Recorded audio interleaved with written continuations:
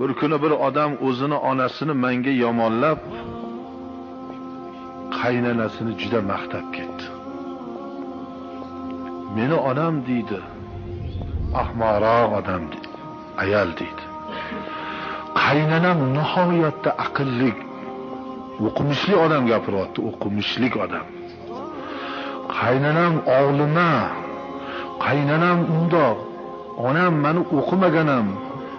Onam juda ham johila deydi. O'sha johil